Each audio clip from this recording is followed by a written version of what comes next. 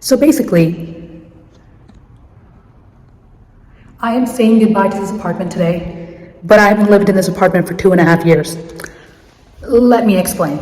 So, I moved to this city and this apartment back in May of 2018. But in March of 2019, me and my family moved out. But when we moved out, my aunt's family moved into that apartment. So technically, this apartment has been in our family for like 3.5 years now. But a couple weeks ago, my aunt moved out of this apartment, and so the apartment went back to its original owner. And so that marks the end of an era for me, and just as apartment being in our family. And, you know, it's kind of an end of a weird era, so let me explain part two. Okay, so if you used to watch me back in the day, 2018, you probably recognize this, this apartment from like a couple of my videos from back then. It was definitely a summer to remember. I was kind of wilding.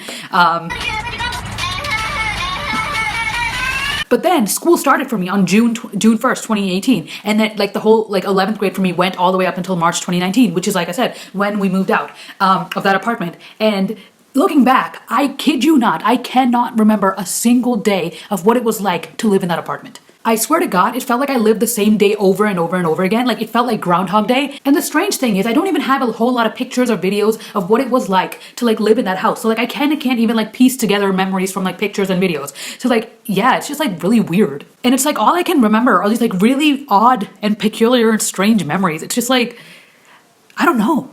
So this was my room, and this was where my bed was. And one day at school, they released the results of this like test that we took. And they used to do this thing where they used to literally post up, come into your class with a list of everybody in your class and post your rankings, like, which was just like an insanely cruel thing to do, in my opinion. And so everyone would see their rankings. You could see yours, and you could see everybody else's. So this particular day, the person with like the list comes into our class while we're having a class or whatever. So the teacher's still teaching, but everybody sees him post the list of your rankings from the previous test on there. And everyone's just anticipating what it's like. They just want to get to that list and see what's going on. And so the teacher just finally gives up teaching because no one can really focus, right? He just moves off to the side, and then the whole class rushes up to the thing and looks at their list. And I did really bad. Okay, I did really bad. Looking back, I didn't really do that bad, but like, I don't know, just like at the time it felt like it was literally the end of the world for me. Like, I did really bad. So not only I saw that, but everybody in the class saw that, my friends saw that, everybody saw that. And so I remember just being like straight up, like my heart just like dropping into my stomach or whatever, my ass, my feet, whatever. It just dropped. Okay, and I remember I came home, dropped my bag in the hall, literally ran to my bedroom and sobbed uncontrollably. Like, it was probably one of the top 5 hardest, most intense cries of my life. And it went on for like an hour. It was like intense. Like, I didn't just like whimper. Okay, I was straight up sobbing, crying hysterically. And my parents were just like, what the fuck? Okay, and like, I don't know how to explain this, but I kid you not, it is so true. Like, I cried so hard that day, I literally gave myself a fever. Like, I made myself sick from crying so intensely hard because of that fucking test result. But anyway, my sister saw this whole like crying session happening on my bed, and she was just like, whoa, what the fuck? Like, this shit is actually kind of serious for once. So she comes to me with this like tiny cup of like leftover Fanta or like Miranda or something that we had in our house, and she gives it to me, and I'm just like, okay, thanks, like, give it to me. And I like chug this like tiny medicine cup dose shot glass thingy, and then the post cry just hits me. That post cry clarity, not post nut, post cry clarity hits me, and I just realized that I hadn't washed my hair in a month at that point.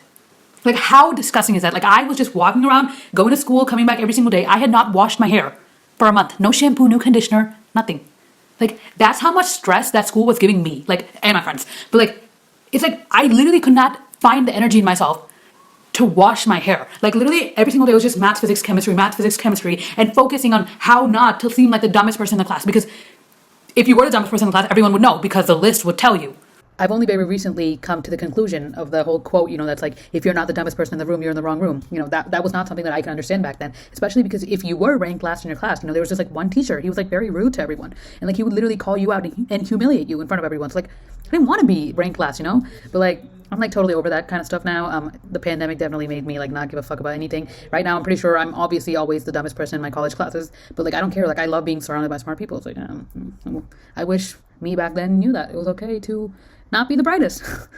So now, having realized that I did not, wash my hair in a month, I was just like, I literally cannot do this anymore. Like, I give up. I cannot do this anymore. So I was done drinking that Fanta. I get up out of my room, still in my uniform. I tell my parents I'm getting a haircut. And so they're like, okay, I guess. And like, I didn't even really care if they were going to say, okay, I was going to go anyway. So I take the elevator, I go downstairs, I walk to the hair salon, and I sit down in the chair, and I tell the lady, you know what? I don't care what you do, just give me a haircut. And she was like, okay. And then she touches my hair, and she was just like, okay, we're gonna need to wash it first. So I'm like, okay, do whatever you want. So we go over there, and then she shampoos my hair, she washes it, and then she's like, okay, I'm gonna have to do it again. And I was like, you know what? Do whatever the fuck you want. I don't give a fuck. Just like wash my hair. And then she does it again, and she literally shampoos my hair for a second time, and she looks at me and she's just like, how long has it been since you haven't washed your hair?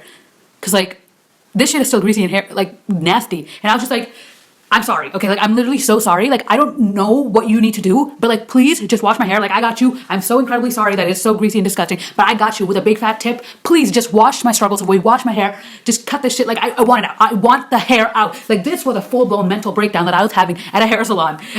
Halfway, like, so, like, it's just like,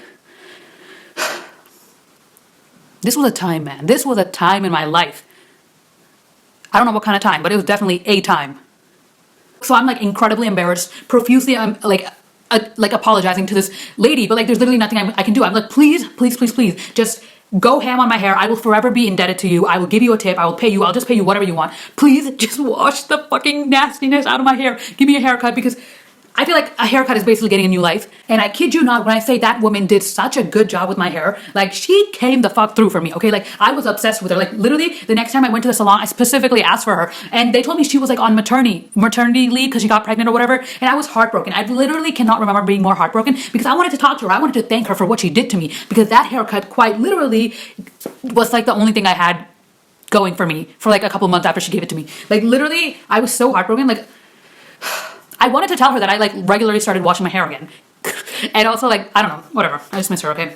Literally best hair cutter person I've ever met. Yeah, wherever she is, I hope she's enjoying motherhood, because you deserve it. And I hope you are saving other people's hair, because what you did to my hair is just God's work. God's work.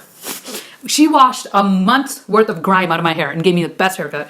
I mean, I walked home from that haircut a changed woman. Okay, you know, I was only 16. A changed girl, if you will. But I felt brand spanking new, okay? And honestly, obviously I still had to go to school, still deal with the test, still have my name put up on lists for another year. But like, I don't know. That woman changed my life. And that's like literally one of the only, that's literally only one of the, that's probably like the only memory I remember from living in that house. What kind of memory is that? Anyways. As I was editing this video, a bunch of other memories from when I used to live in this apartment just came like flashing back to me. So like, yeah, let me just talk about them, I guess. I don't know. This was our main balcony, and one night we were annoying my mom so much, like me and my sister, we like refused to turn the lights off and go to bed. So she literally went out in the balcony to sleep, and she gave up in like 20 minutes because of mosquitoes. I actually like cut my leg on this edge once, and I have a picture of it, but it's like gnarly, and also my legs were hairy. Not that there's anything wrong with having hairy legs, you know, hashtag real women grow hair on their legs, but yeah, I'm not gonna show you guys. And this was the balcony in my room, and I remember I sat out here and studied for my 11th grade final exams, which, not to brag, but I think I did pretty great on them, so yeah. And yeah, this was my desk. Honestly, not much to say about this desk, except for the fact that it was literally so fucking small. Like, my books would be all over my bed because there was no space on this fucking desk. It was so inconvenient, but like, yeah. So many late nights spent here. And this was the view from my bedroom window. Basically the same view as a balcony. But like, yeah, I don't know. I used to just stay up staring at the sky at night and try to fall asleep, listening to true crime podcasts. And this was the, you know, the cupboards lining the backdrop of my quote-unquote infamous IGCSE results video. That apartment was also the place where I started really getting into like true crime and stuff, you know, Kendall Ray, Bella Fiore. I was like absolutely obsessed with them. But like I always had to study, you know? Like anytime I wasn't studying, I felt guilty. Like I either had to be asleep or studying or shitting. Like that was it. Like fuck eating. Like I'll eat on the toilet, but I just gotta be studying or sleeping or shitting and eating on the toilet. Anyways, I used to like, but they make like those, you know, but you know how like most true crime videos are like at least 20 minutes, like at least 20 minutes. So that's when I started also watching YouTube videos on 2X, and that's when I discovered that whole thing, and that's when the attention span started going down, and it's just everything's been downhill since then. Well, I guess there's more memories in that apartment than I thought. See ya.